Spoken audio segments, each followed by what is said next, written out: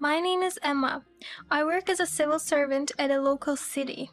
I got married to Liam 8 years ago. We both work as civil servants and have to live separately due to job transfers. Because of this situation, we don't have any children. Every night at 9 p.m., I receive a short message from my husband.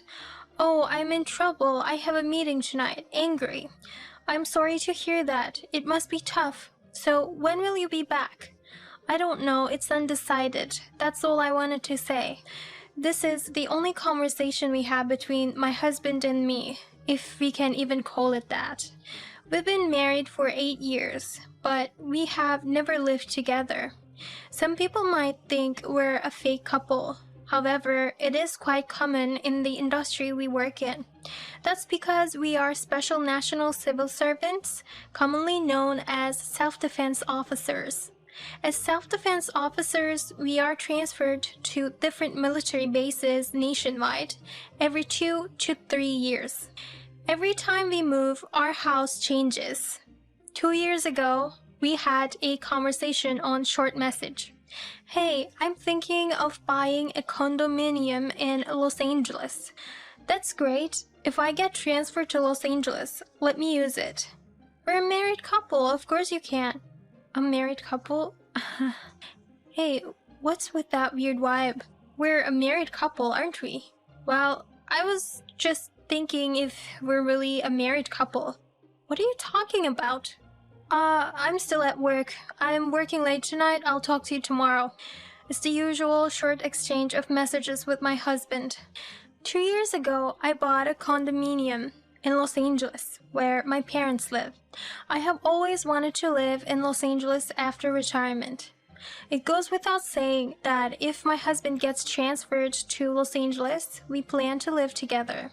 One day, I received an unusual phone call from my husband instead of a message.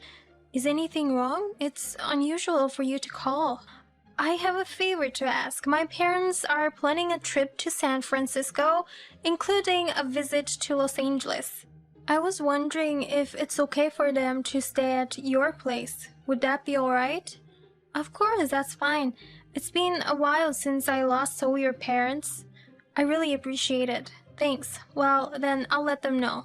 Even though it was a long time since we last talked on the phone, he abruptly ended the conversation after getting what he wanted. When was the last time I met my parents-in-law? Maybe it was at our wedding? That's probably it. I'm in Los Angeles, and my husband keeps transferring across the country. We can't even travel together as a married couple. I've never had the opportunity to visit Portland, his hometown. Since it's a rare chance to meet my parents-in-law, I decided to show them around my hometown of Los Angeles. Long time no see, Emma. How have you been? I've been doing well, thank you. I'm sorry to hear that you two couldn't live together since Liam has been on a long-term assignment.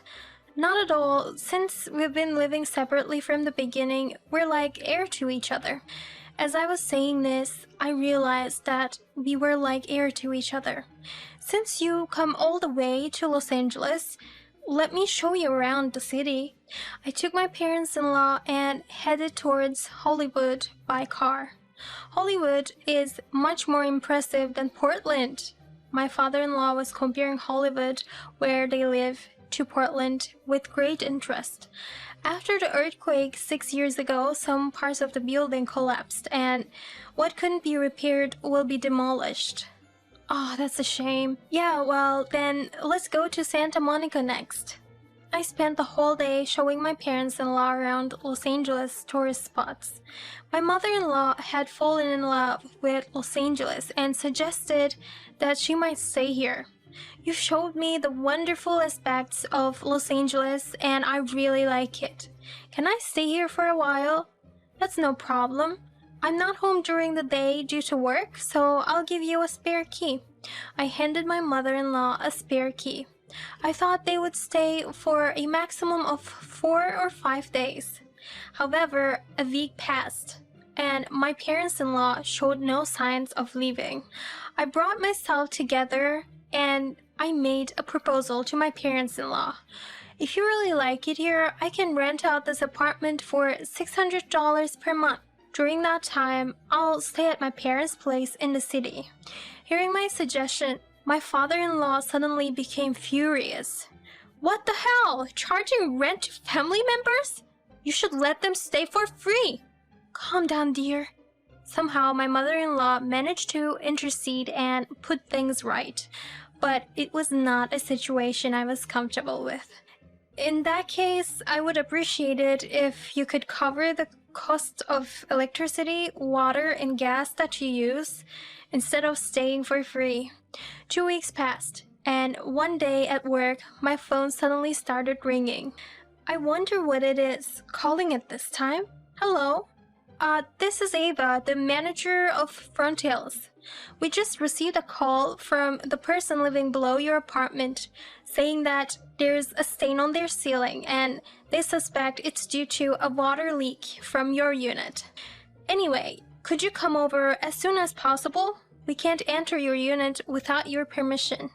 Even if they asked me to come urgently, I couldn't just leave my work behind. I decided to go back to the apartment during my lunch break once I finished my tasks. When I entered the room with the manager, "Oh, Emma, what's the matter? Is everything okay with your work?" "Mother-in-law, I received a call from the person downstairs saying that there might be a water leak from our apartment." "A water leak? Where?" I couldn't tell if my mother-in-law genuinely didn't notice or if she was pretending not to know. But either way, I pushed her aside and headed to where the washing machine was located. As I suspected, the hose was disconnected and the washing machine was still running, repeatedly draining water God knows how many times. Here it is. This is the cause. Afterward, I went downstairs with the manager to check the unit below. We were guided to a room, and when we looked at the ceiling, there was undoubtedly a stain spreading right above the area where the washing machine is at. I naturally let out a deep sigh. My mother-in-law, who was following behind me, looked at the ceiling stain and hurriedly left the scene. In the end, we had to apologize to the resident of the unit below and even faced a claim from the management company for repair costs. When I explained the situation to my mother-in-law, she became angry instead. "Are you trying to kick us out? We won't move out that easily. We're not leaving, no matter what." The damages went not just once. Once again, I received complaints from other residents through the manager. "This is Ava, the manager of Front Hills." What happened?" I asked, thinking, not again. The next complaint was about my father-in-law, who would go out on the balcony every night and practice karaoke loudly. I can't believe it. I desperately held back the desire to lash out. "I won't let you get away with it this time." However, when I visited the apartment again, I couldn't find my in-laws anywhere. On the table, there was a handwritten note. "We're going back to Portland. Thank you for your hospitality." Is this for real? What is this? Is it just this? I couldn't help raising my voice. Surprisingly, they left without paying any of the electricity, water, or gas bills. The only thing they left behind was a massive pile of garbage. At least take the garbage out. Finally, now that my in-laws had left, I was able to come back to my own home. One day, I received a call from my husband, who usually doesn't call me.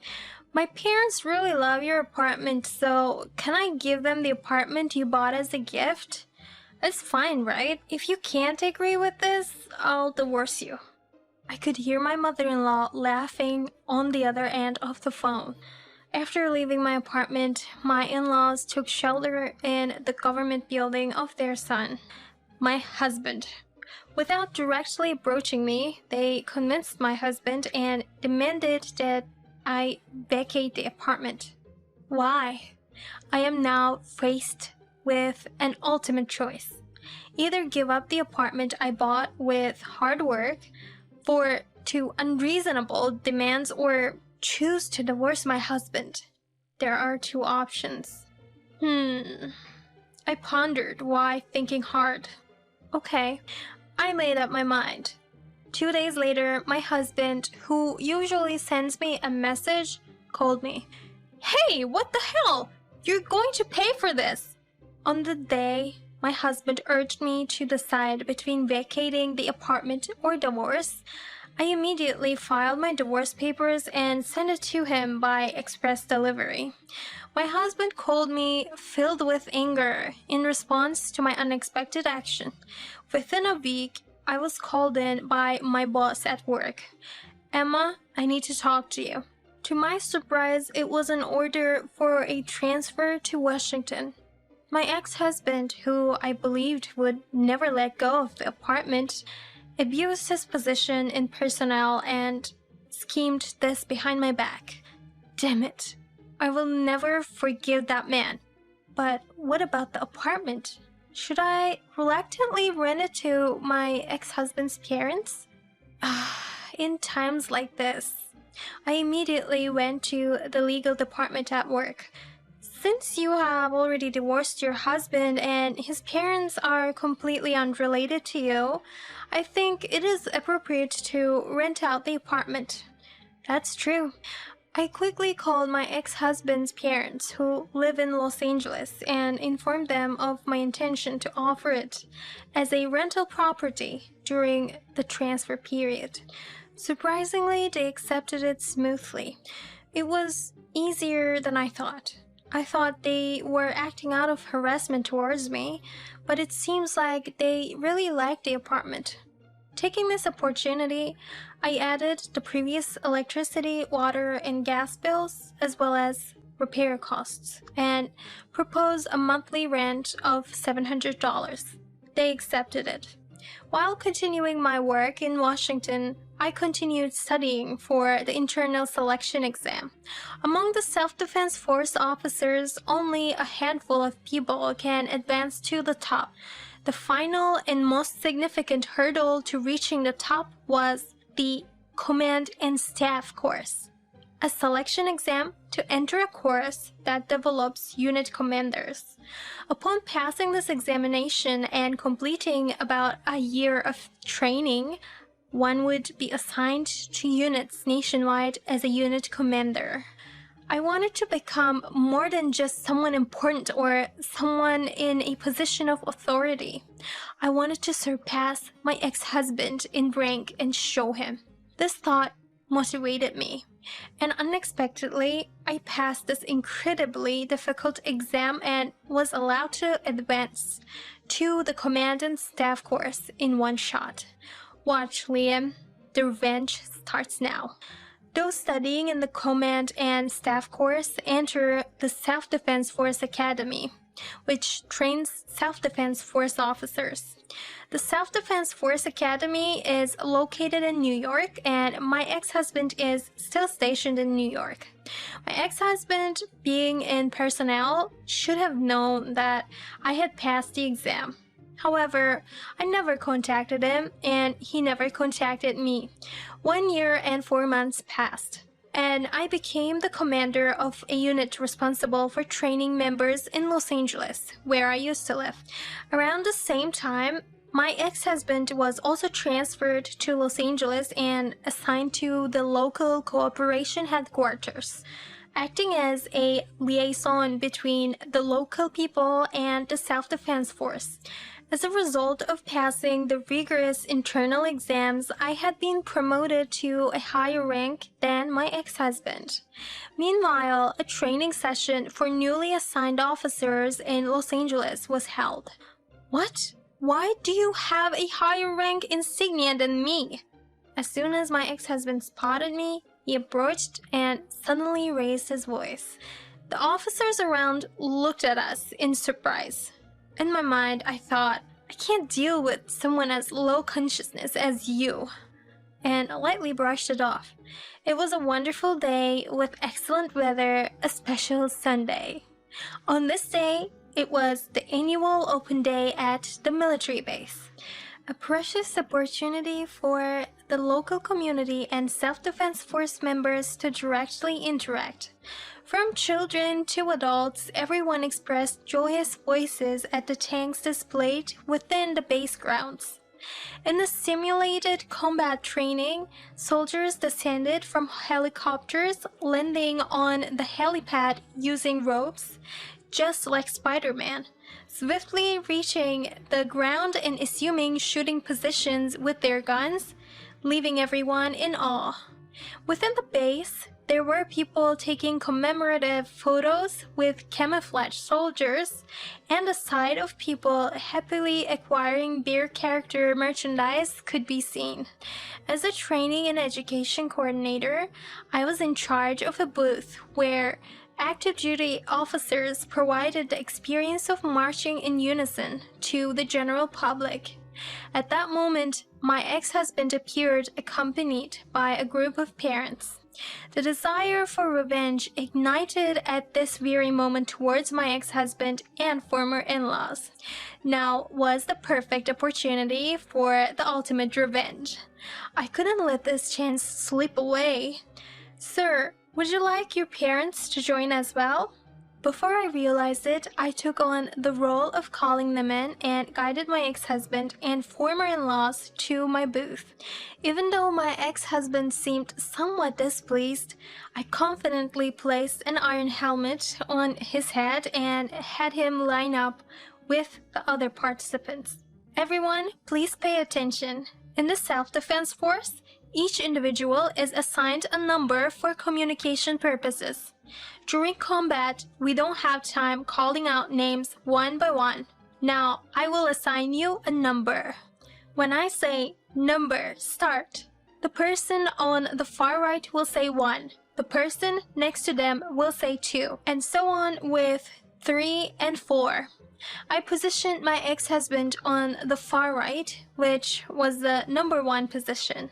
The other participants consisted of roughly an equal mix of self-defense force personnel and civilians. Number, start. 1. Number 1, you're slow to respond. When I say number, start, immediately answer with me. Yes. Seeing my ex-husband's serious expression as he stood in line, I couldn't help myself from bursting into laughter. This is fun. Now, let's begin the experience of marching in unison. The instructor explained the steps for marching in unison, and after the participants practiced the movement several times and became somewhat proficient, I took over from him. Now, we will start combat training. Self-defense force members, please pay attention to the direction of your barrels. Since the general participants don't have guns, please pretend to hold one. I gave instructions to the 9 participants. Target, the tree ahead. March! Since the enemy was far away, everyone lowered themselves and began running, taking cover behind the target tree. From there, they were to aim their guns in the direction of the enemy, and a portion of the squad would perform the marching movement to push the front line forward. Number 1, march forward with the sidestepping movement. I ordered my ex-husband, determined to use him thoroughly. What are you doing, number 1? Your movements are too slow. Number 1, march forward. Number 1, understood. While shouting, my ex-husband reluctantly marched forward. Number 1, your posture is too high. You'll get shot. Do you want to die, number 1? In this way, my ex-husband, who is an active duty self-defense force member, ended up crawling on the ground with a rifle. Number 1 arrived. In the scorching heat, my ex-husband said with an exhausted voice, "Number 1, your voice is too small. Do it again." Suddenly, the audience burst into laughter. The spectators who didn't know about our relationship seemed to find the sight of a female commander giving orders to a male self-defense force member is quite entertaining. My ex-in-laws looked resentful as they watched their son's behavior. In the self-defense force, which is a hierarchical society, my ex-husband always tried to assert his dominance over me, using his higher rank as a reason both in work and in private. It is often said that even the relationships between wives are influenced by their husbands' ranks within the self-defense force. My ex-in-laws, too, began to look down on me, who belonged to a lower rank than their son, because their son was treated with importance by those around him. Regardless of his personality, the attitude of others was determined by rank. I had grievances against my ex-in-laws and ex-husband, so I staked my life and took the selection exam, successfully passing it and reversing the power dynamic with my ex-husband. Finally, I had the opportunity to get back at my ex-in-laws and ex-husband without them knowing my intentions, and I felt elated, especially in front of my ex-in-laws, who had always thought highly of their son. Humiliating my ex-husband in public was extremely effective. A few days after the event, my ex-in-laws expressed their desire to vacate the apartment. I used to commute from my parents' house, but now I can finally commute from my own apartment. Ironically, even after that, I often come across my ex-husband in various places. Every time I see his frustrated expression, it has become a secret source of joy for me.